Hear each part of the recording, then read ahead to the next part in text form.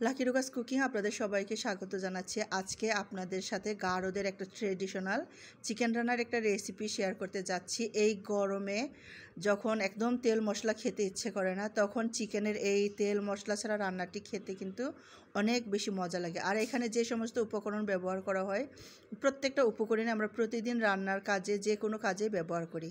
তো মুরগির মাংসটা আমি একদম রেডি টু কুক করে ধুয়ে ডিপ ফ্রিজে সংরক্ষণ করেছিলাম। তো এটা আমি বের করে সরাসরি দিয়েছি। বরফটা একটু ধুয়ে নিয়েছি, কিন্তু পুরোপুরি এখনও বরফটা ছাড়েনি। এই অবস্থায় রান্না করছি। তো প্রথমে কাঁচামরিচটা কেটে দিয়েছি, তারপরে এই যে আদাটা একটু বেশি করে আমি নিয়েছি। এখানে যদি আমি মরিচের পরিমাণটা আরেকটু বাড়িয়ে দিতাম, তাহলে আদাটা আরেকটু কম নিলেও সমস্যা হতো না।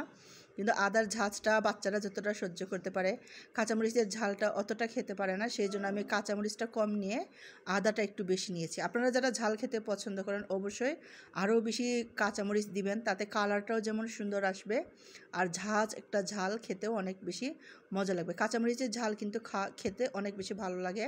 তো এই যে এখানে লবণ দিয়ে দিলাম পরিমাণ মতো। তারপর এখানে আমি খাবার সোডা দিয়ে দিব। খাবার সোডা শুরুতেও দেওয়া যায়, তবে শেষের দিকেও দেওয়া যায়। আমি আজকে শুরুতে দিয়ে দিচ্ছি। আর এটা যেহেতু বরফ মানে ফ্রিজ থেকে বের করা, তাই আমি এখানে একটু পানি দিয়ে দিচ্ছি। যদি এরকম হতো যে মাংসটা কেটে আমি রান্না বসিয়েছি, তাহলে কিন্তু আমি এই পানিটা দিতাম না। তো এখন যে বরফ গলার জন্য, তাছাড়া একটু লেগে যাবে, সেই জন্য পানিটা দিয়েছি।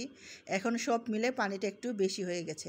তো কোনো সমস্যা নেই, এই পুরো পানিটা কিন্তু আমি একদম শুকিয়ে ফেলবো রান্না করতে করতে।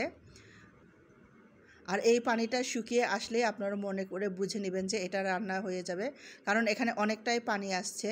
আর এর মধ্যে মাংসটাও কুক হয়ে যাবে। আর এই যে একটু বরফগুলো ছাড়িয়ে নিয়ে মাংসগুলো একটু পরপর নেড়ে চেড়ে দিব আর ঢাকনা দিয়ে এটাকে রান্না করব। তো কিছু সময়ের জন্য এটা ঢাকনা দিয়ে রাখছি। আগুনটা মিডিয়াম করে রাখলেই হয়ে যাবে। তো বেশ কিছুক্ষণ ঢাকনা দিয়েছি, আবার আসছি ঢাকনাটা খুলে দেখার জন্য। তো বরফটা কিন্তু একদম ছেড়ে গেছে, পানিটা দেখলেই বোঝা যাচ্ছে। তো বেশ পানি আছে, আবার একটু নেড়ে চেড়ে আবার এটাকে ঢেকে রান্না করব। মাংসগুলো একদম একটা থেকে আরেকটা যে লেগেছিল সেটা ছেড়ে আসছে। আবার একটু নেড়ে চেড়ে আবার এটাকে ঢেকে রান্না করব পানি না শুকানো পর্যন্ত।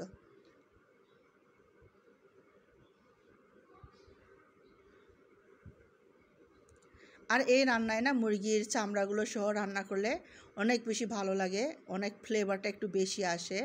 তো আমি মুরগির চামড়া সহ নিয়েছি। আর ব্রয়লার মুরগিটা বিশেষভাবে এইভাবে খেতে ভালো লাগে, যখন অনেক মশলা টশলা খাবার পর আর তেল মশলা খেতে ইচ্ছে করে না, বা অনেক গরমে এই রান্নাগুলো কিন্তু অনেক ভালো লাগে। তো এই যে ঢেকে বেশ কিছু সময় রান্না করেছি, পানিটা কিন্তু একদম শুকিয়ে আসছে। এখন হালকা নেড়ে চেড়ে পানিটা পুরোপুরি শুকিয়ে আসলে এটা নামিয়ে নিলে এই রান্নাটা হয়ে যাবে।